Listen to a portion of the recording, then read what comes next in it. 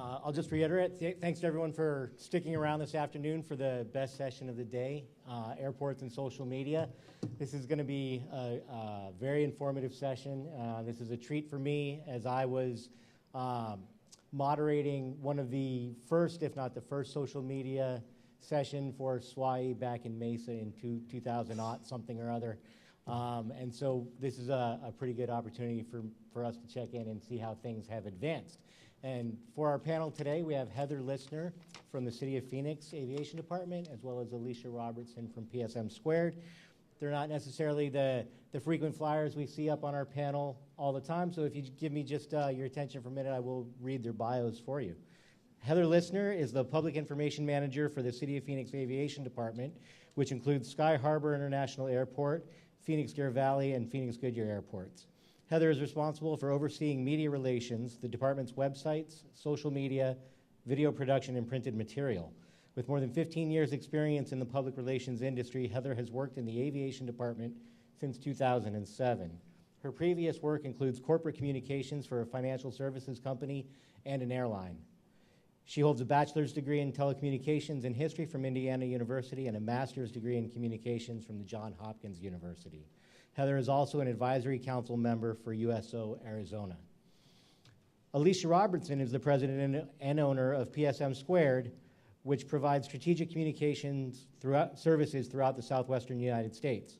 With over 20 years' experience, Alicia believes airports demand unique communication, as all messaging representing an airport must strengthen relationships with its many stakeholders to maintain activity. Alicia has developed and implemented communication strategies and wayfinding standards for Los Angeles World Airports and the City of Phoenix Aviation Department. Alicia is currently working on the large programs underway at LAX with participation in the overall messaging for the transformation of LAX. She is also a member of the Women in Transportation seminars and served as president of the Phoenix chapter from 2012 to 2014. And I have had the pleasure of working with both of them on various projects. So without further ado, Heather Lissner.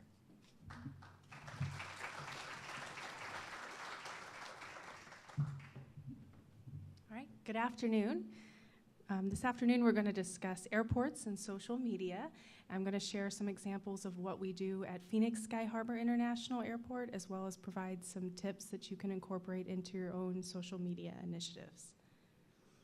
First of all, how did we get here? How did social media evolve? The evolution of social media was a gradual one, and now it's sort of flourishing, kind of like communication in general. I remember when I started out in high school working at a weekly newspaper, we received press releases via fax machine, and then we had to type them up on the computer. Cell phones were just voice only, not text. And does anyone remember AOL Instant Messenger or MSN? Yeah, do you guys use that? That was kind of one of the first social media platforms, and then other ones developed like Friendster. Did anyone ever use that? I think I used that in college, but it didn't really take off. From there, it evolved into MySpace and Facebook and YouTube and Twitter and Foursquare. And Phoenix Sky Harbor got involved on social media. In fact, we began tweeting occasionally in November and December of 2008, and then did regular tweets in 2009, February. And we started a Facebook page in October of 2010. And during this time, our goal with social media was to post information that direct users to skyharbor.com. The goal wasn't so much two-way communication, it was just pushing information and users to our website, and then, of course, addressing some customer service issues. And during that time, social media was monitored during business hours. The content was created by one person, myself, and I was also responsible for posting and monitoring. Over the years, that's completely changed. Our organization has adapted, and we're now active on 7 social media networks, including Twitter, Facebook, Instagram, YouTube, Pinterest, LinkedIn, and our newest one, Snapchat. So this afternoon, I want to discuss some key elements of social media, including content creation, monitoring, staffing, and of course, maintaining consistent messaging among your staff as well as among your social media networks. But first, just to give a little bit of insight on how we use social media at Sky Harbor, we have 3 main initiatives when using social media, including marketing, You'll see we have a post right there of a parking campaign that we did last year, and so we are marketing that on our social media channels to try to get users to download a parking coupon. We also use it for customer service, and it's a great tool for crisis communication. So here are some examples of our marketing initiatives that we use at Sky Harbor on our social media channels. You'll see the first item has a cactus. And we had a staff member who wrote a story and put it on our website about different cactus items that you can get in our shops, whether that's a shirt with a cactus on it or a handbag. We posted that information on our website, and then we created a graphic and pushed it out on social media. We also promote dining. So shopping, dining, and parking are our revenue-generating services, and that is the main things that we are marketing on our social media channels. We like to tie in our post. You'll see National Waffle Day and World Tourism Day there. We like to tie it into national holidays to try to get into the conversation on Twitter and Facebook and to make us more relevant. And so you'll see that we post a lot of dining photos, and of course aircraft photos, and promoting our destinations is also very popular. Again, just some more examples. We created a video for World Emoji Day. We promote our shops, Cactus at Roosevelt Row on Snapchat.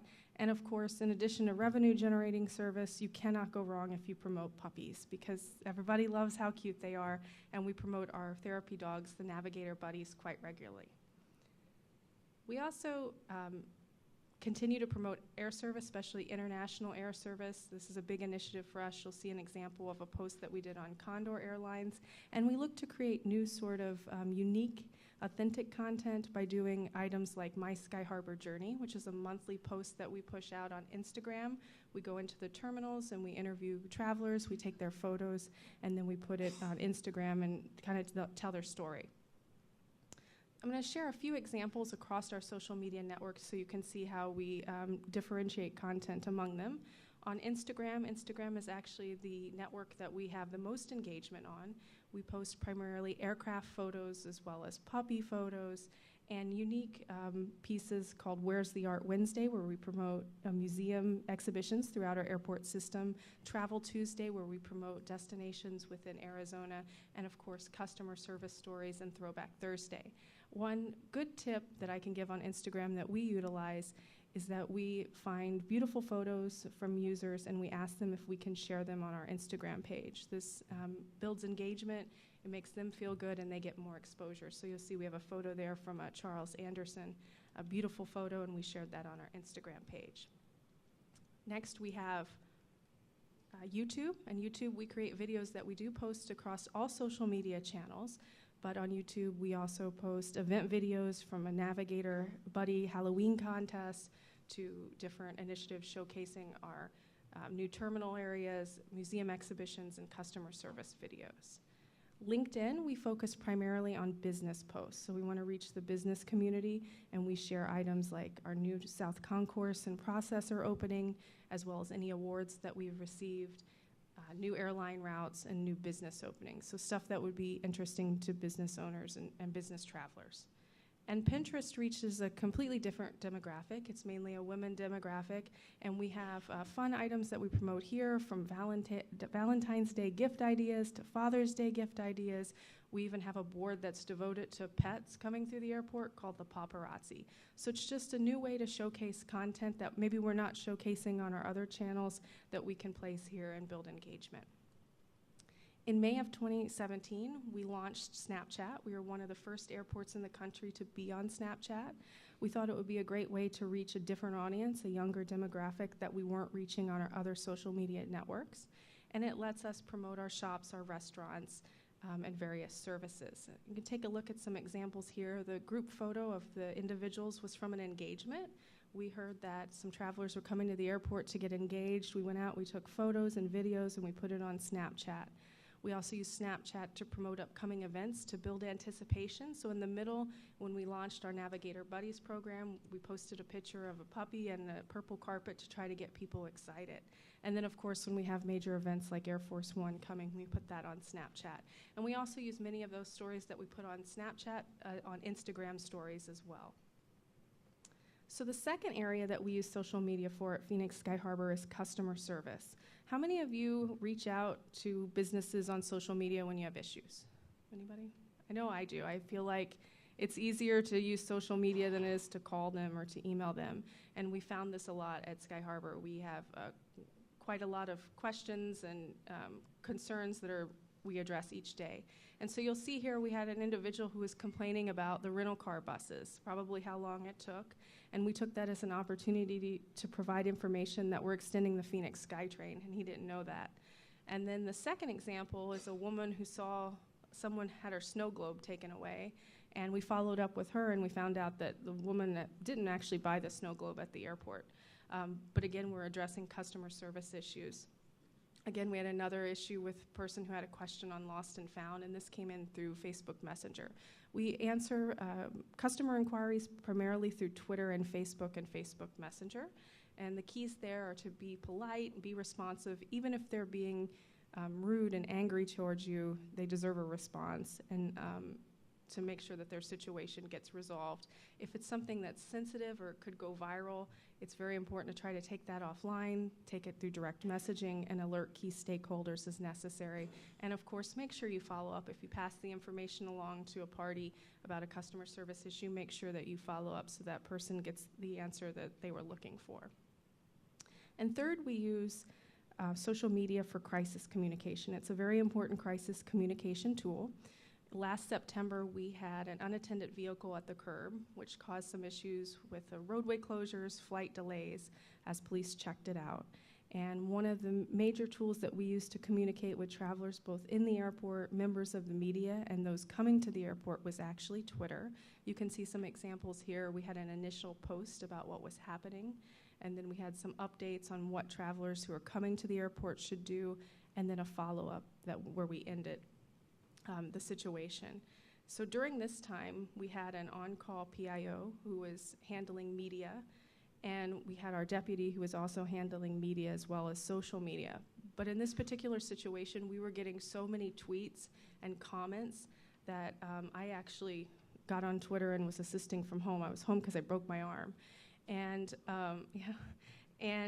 so our goal was to respond to every customer that had a question, to make sure that they were getting their questions answered, to correct any misinformation. We had individuals who were tweeting out stuff that was incorrect, and to also provide updates. And so you'll see some of the examples that we have here of responses that we did to customers that had questions during this incident.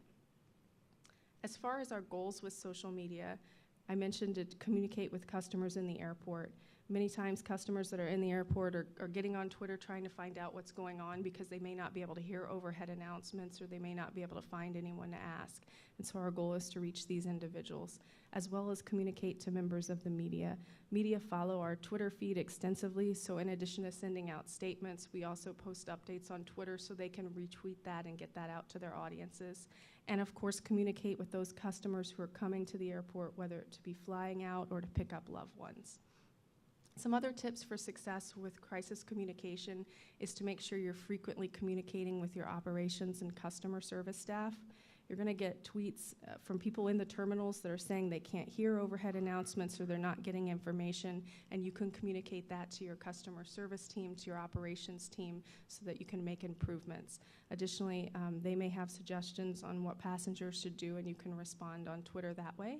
And of course, maintain that contact with staff in the terminals.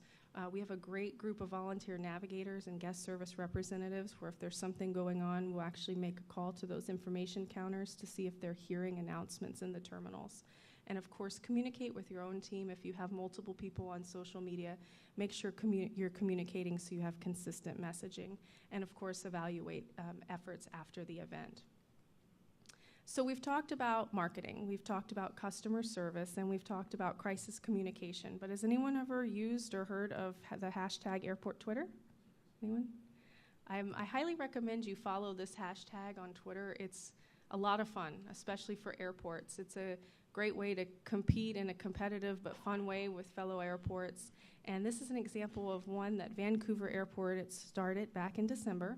They did a take on Elf on a Shelf, and so they said, get ready for Little Wayne on a plane. And so airports across the country started photoshopping celebrities on different aircraft, like Cher in the air, and we did Thor on a Condor. and Gateway Airport in Mesa also participated, and we made local news. We made several news stories in the Phoenix market with this, and other airports also made the news in their local markets. So it's a great way to get involved, to kind of have some fun with Twitter.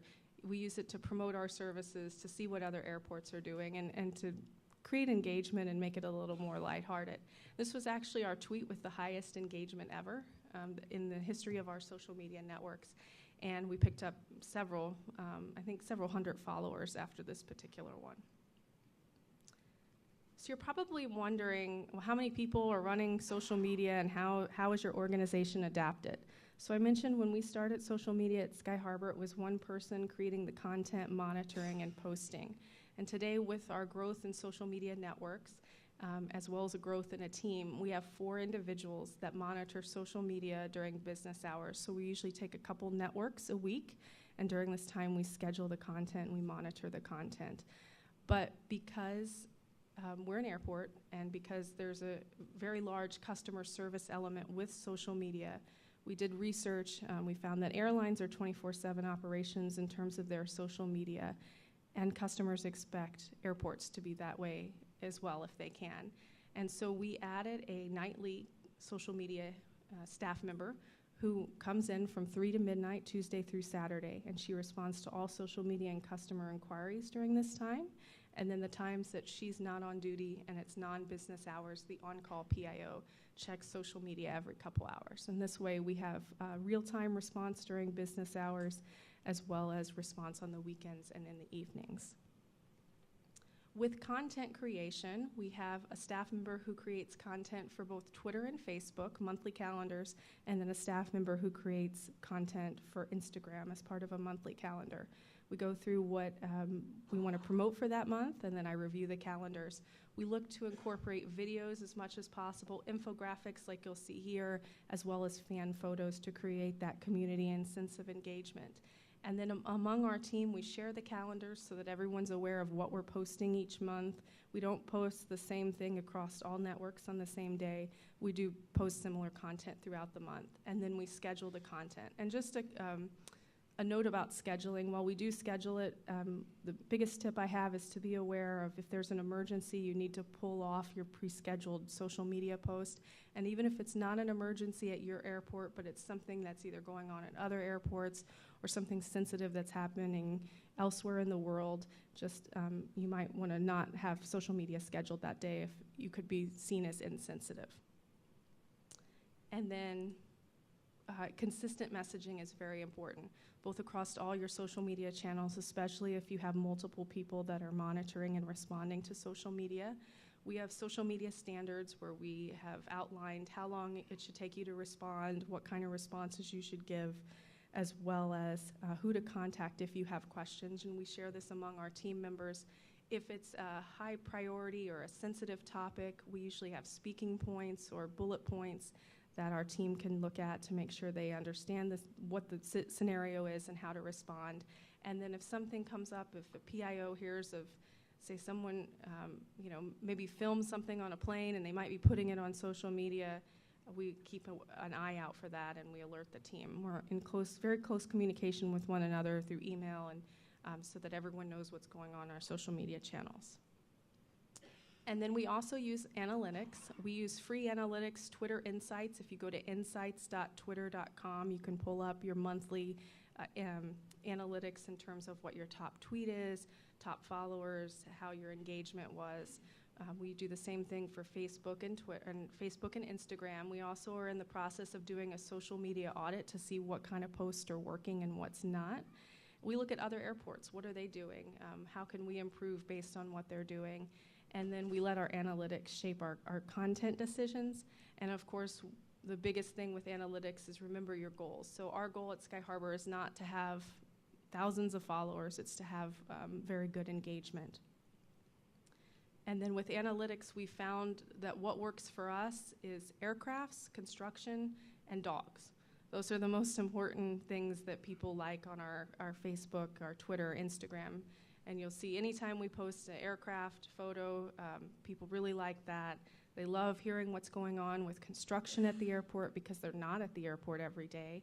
And the photo in the middle is of a Navigator Buddy costume contest that we had held for Halloween this year, and their 1-year anniversary. And we had the highest engagement ever on Facebook. We put it on Facebook Live, and then we allowed people to vote for their favorite dog costumes, like Cleopatra and a UPS delivery boy. And we had nearly 50,000 people that were reached. One dog that dressed as Minnie Mouse had close to 10,000 votes. So it was very highly engaging. We looked at the analytics, and we see that people love those dogs. And so as we look to the future, what's next? Well, social media will continue to change. There'll be networks that come and go. We used to be on Google+, and we're no longer, we got rid of that several years ago because there was just not engagement there.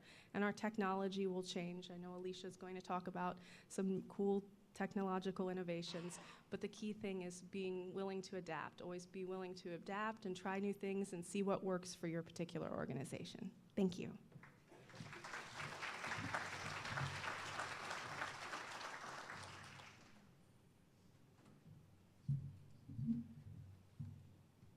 So it just automatically happens? Life. Oh, I love it. So I had a dream last night, David, that I was going to present on olive oil. Sorry. Okay. Thought you'd like that.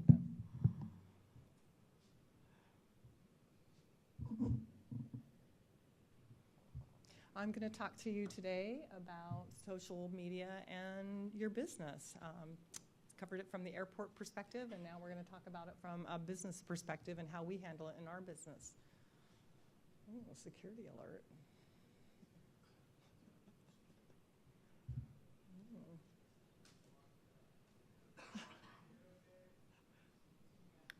Got it. Oh, now I'm in charge, right? Okay.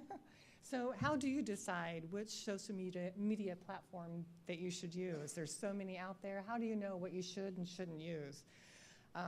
One of the things that you could start with is researching what your clients and what the industry that you're in uses. So if your clients, and an easy way to do that is to look on your client's website. Most of the time, you'll see the links to all the social media platforms that they're using right on their website. So that's a good place to start with. Once you've discovered that, you can kind of start narrowing down what your options are. You can see Facebook and YouTube are the top two by a long shot. And this is from 2018, so I don't know what 2019 is going to bring us, but definitely YouTube and Facebook.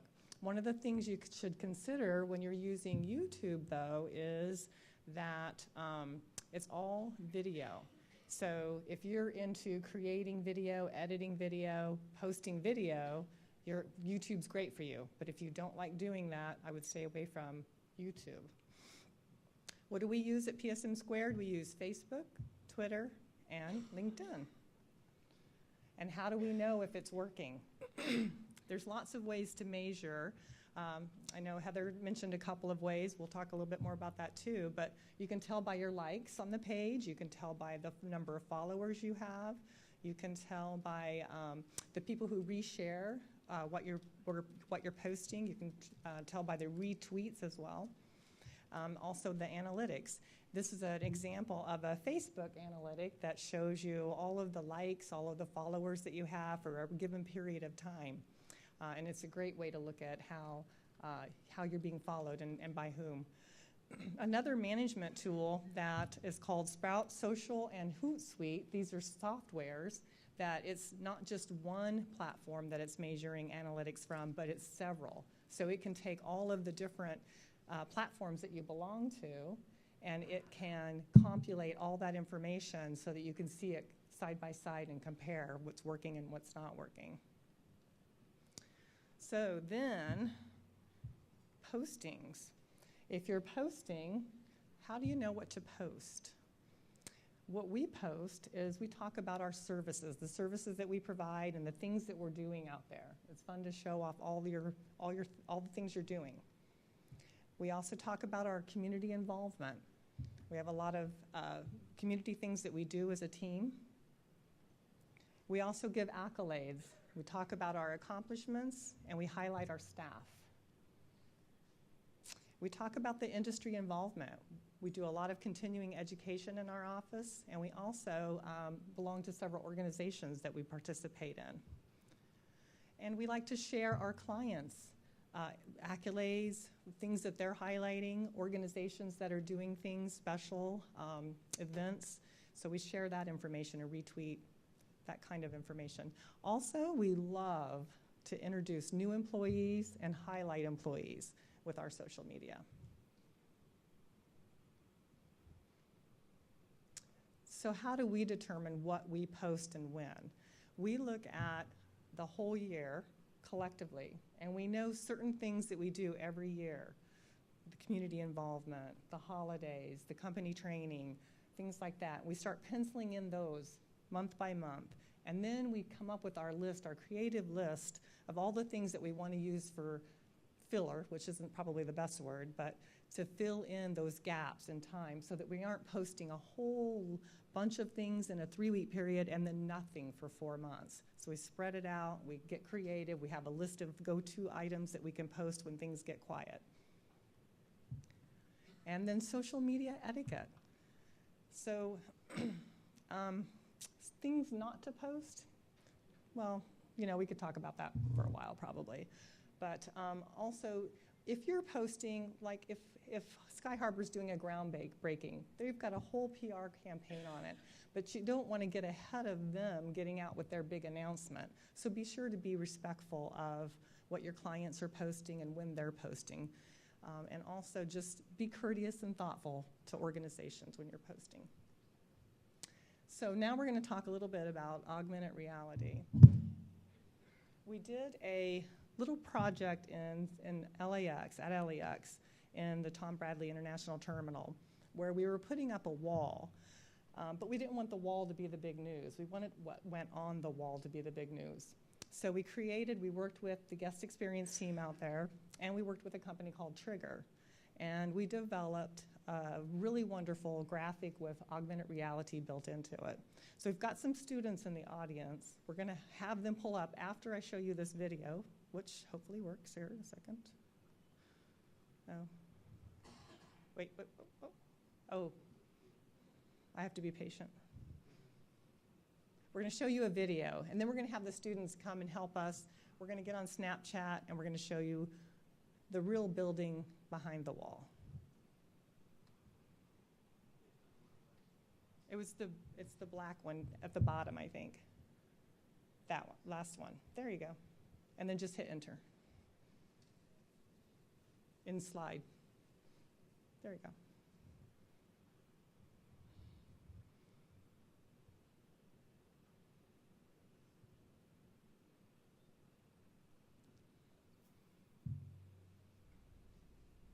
I think you might have to hit play. We should have tested that.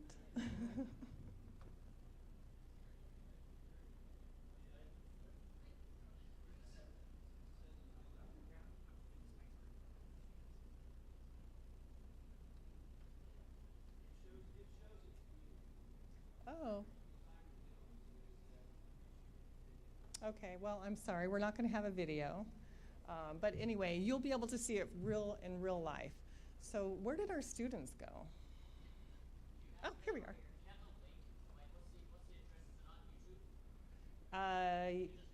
Yeah, probably, yeah. It is YouTube. I don't know the address by heart, though.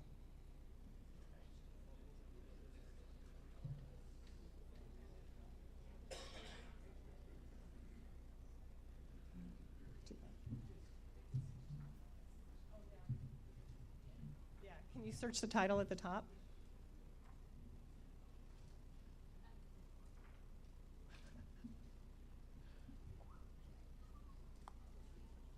Should have had backup plan. We can hear it.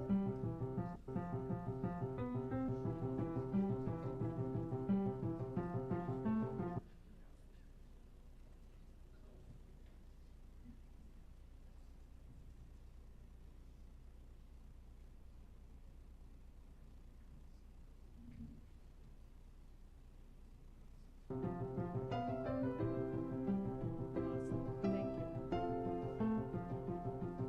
Thank you.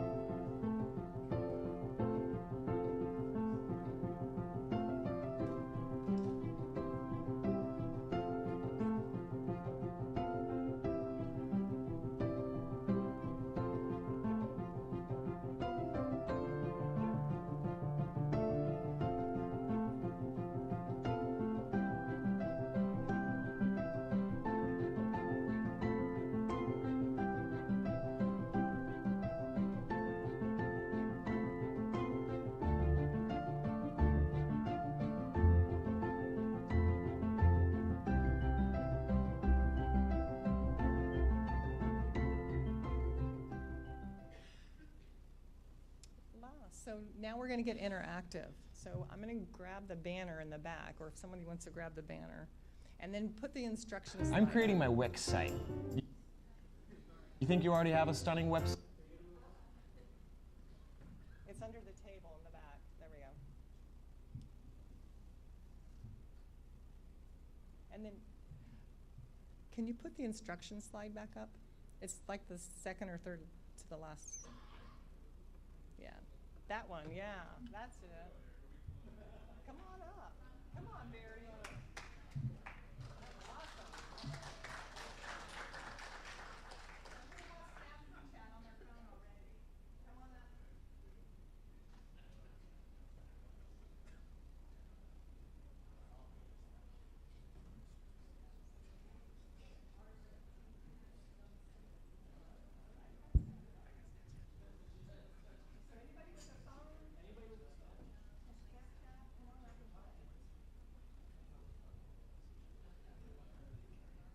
Thank you, Evie. Anybody that has Snapchat, come on up. Or if you don't, come up and look in. And yeah, you can see the phones. It's supposed to be interactive. And you can ask questions too at this point. Anyone that has questions.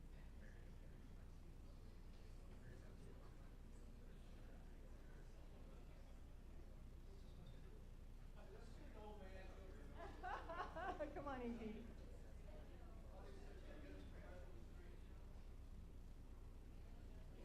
Oh, yeah.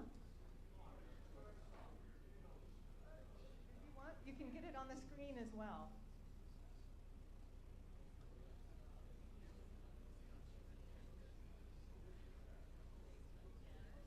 So if you haven't seen augmented reality, you'll really want to come up and see. You could look over the shoulder of someone's phone up here that has it. It's pretty cool. It is worth it. And you can also Snapchat it up on the screen as well, the big screen.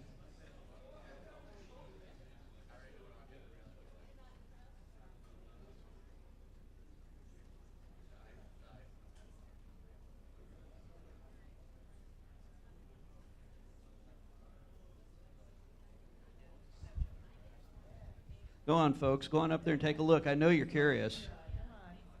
Everybody can have a show. Yeah, and if you're watching from, if you're watching remotely, follow the instructions on the slide. It's cool.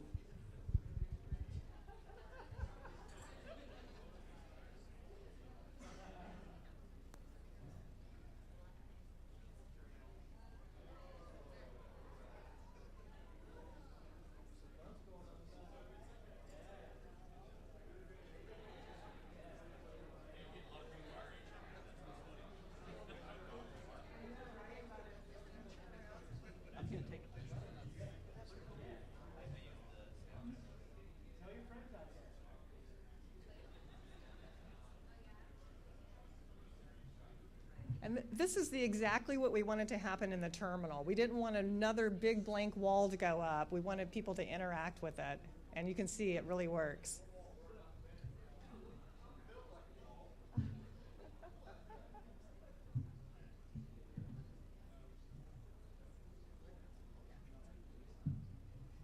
Does anyone have any questions for Heather or for myself? We're happy to answer any questions. Yeah, this is a good time for us to go into questions and answers while people are still up here looking at the augmented reality from LAX. Do we have any questions? Are there any questions? I have some questions. Scotty.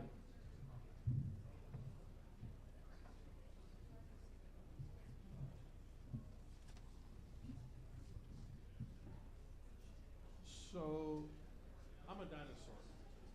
I have 2 cell phones. I play on Facebook. That's the extent of my social media world. If I wanted to get actually involved in something, say Twitter or something, which one should I start with and how do I start? Where do I go? How do I figure it out?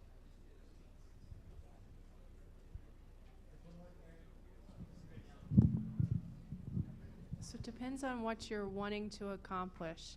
I feel like Twitter's more geared towards if you want to share like news updates or get information, whereas Instagram is more visual. It wouldn't hurt to sign up for both, see what people are posting, see what interests you. I agree with that. I agree with that. And then if you're doing it for your personal or for business, that makes a difference as well. I think it's important if you're doing it for business that you look at what the industry that you're in, aviation, is also on, so that because you can share back and forth. So signing up is easy as going to twitter.com? Yep. Is that what we do? Absolutely. You can also take pictures of people in the organization. If it is for an organization, though, you will want to talk to your PR people, your technology people, because there are firewalls, there are various reasons why you don't just do it for the company. But if you're doing it personal, of course, yeah. Thank you. Heather, I have a... Hello. Can I go now? Okay. Heather, I have a couple questions for you. First question is, what have we done at the City of Phoenix regarding social media with our general aviation airports? And then the second question is, I know Alicia talked about briefly to not get ahead of your clients, but how do we make sure our employees don't get ahead of the airport when, and what sort of policies should be considered as far as employee posting on their own time?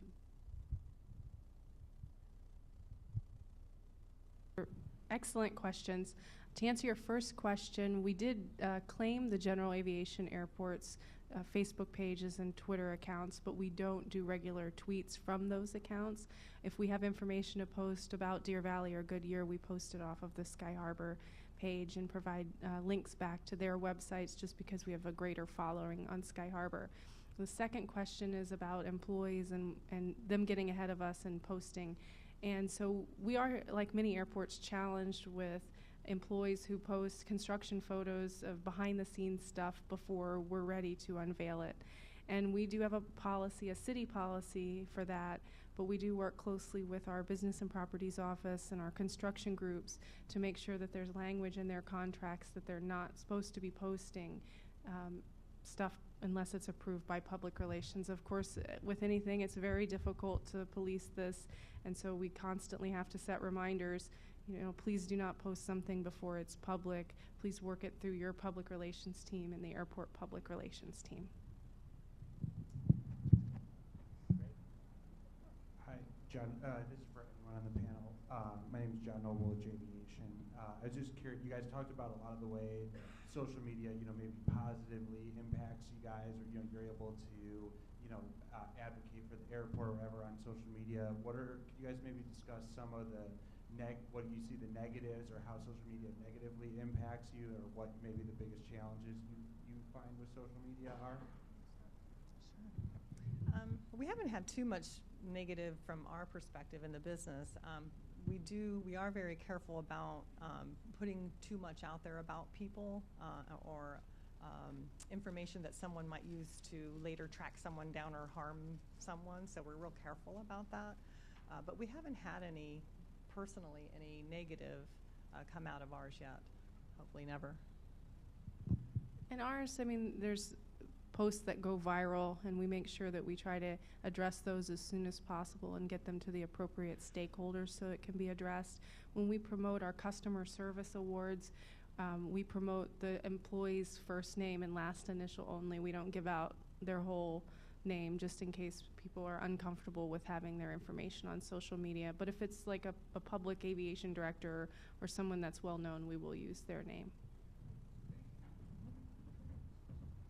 Hi, I'm Katie with Aviatrix Communications, and you guys seem to be on all of the major social networks channels, and I understand you're investing a lot of time in building content. I kind of feel like the next step would be influencers, and have you guys looked into having influencers participate in generating content for you or reaching out in any way that way? We would love to do that. We don't have a budget. That's everything that we put on social media is we're doing in-house, and we're doing it at no cost. So social media is great in that aspect that you can do a lot of promotions that if you at low cost or no budget. At some point, maybe if we did have a budget, it would be something we would look into. Right, and basically the same answer. We haven't delved into that for our products that we provide at this point, but we are looking into that, and we will be going to that method.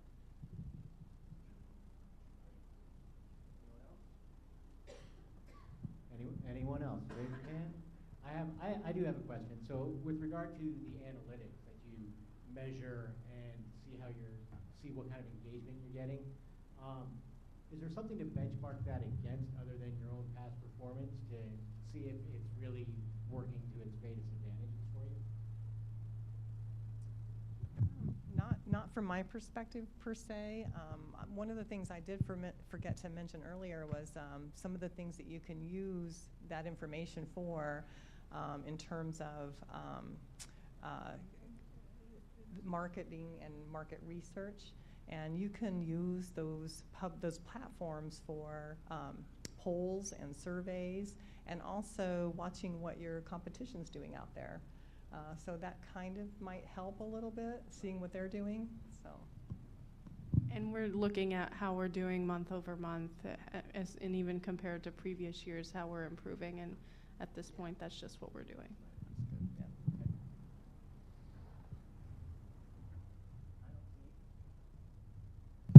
I don't see any other hands up. So I think we will conclude the session. I want to thank both Heather and Alicia for their time. They jumped in late into doing this session, so thank you very much. On behalf of the chapter, we are donating to the American Cancer Society on behalf of Todd McNamee, on behalf of our speakers. Thank you very much. All right, thank you, everybody. My last comments for the day, just to let everyone know this session was sponsored by J.E. Dunn, DWL Architects and Planners, and Charles M. Schultz County Airport. We're going to conclude today just letting you know that we have the casino night. That will be in the Dolphins room at 7 o'clock, so come, one all, have fun. And then tomorrow we're going to start off at 8:30 in the morning with airport design standards. See you then.